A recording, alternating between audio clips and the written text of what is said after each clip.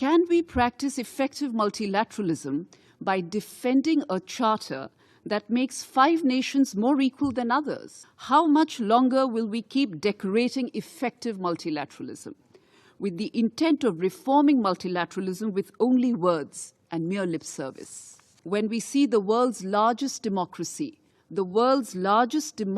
along with entire continents of Africa and Latin America being kept out of global decision-making, we are collectively aware of the inadequacies of the multilateral system that has failed to respond to contemporary challenges, whether it be the COVID pandemic or the ongoing conflict in Ukraine.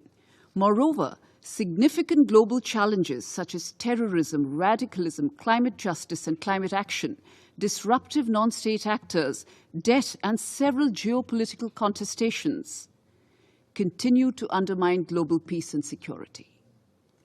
Given this context, today's debate should address 3 pressing questions. Question 1. Can we practice multilateralism effectively in the 21st century through a body that celebrates the principle "to the victor belong the spoils privileged more than 3 generations ago"? Question 2. Can we actually promote effective multilateralism through defending a UN charter where 2 of the permanent members have not been able to even get their names changed? Article 109 of the Charter never wanted it to be cast in stone for perpetuity, and that is why it had recommended a General Review Conference of the Charter to be held before the 10th UN General Assembly. 77 years later, we are nowhere closer to making that a reality. Question 3. Can we practice effective multilateralism by defending a charter that makes 5 nations more equal than others and provides to each of those 5 the power to ignore the collective will of the remaining 188 member states? Mr. President, how much longer will we keep decorating effective multilateralism with the intent of reforming multilateralism with only words and mere lip service? Our starting premise has to be widening the representation of this core institution, the Security Council, to more developing countries for its effectiveness and credibility.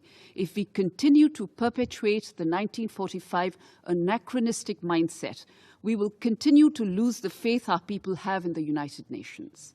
India was a founding signatory to the UN Charter when it was signed on 26 June 1945 in San Francisco. 77 years later, when we see the world's largest democracy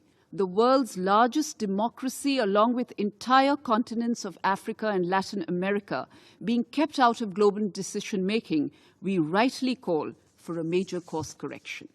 In this regard, I am happy to note that the recent report of the UNSG's High-Level Advisory Board on Effective Multilateralism has recognized the inevitability of reform of the Security Council and has called for a renewed effort in that direction. To quote from the report, "The Summit of the Future is an opportunity to reaffirm our common commitment to the UN Charter and announce a Charter Review Conference focused on Security Council reform." Unquote.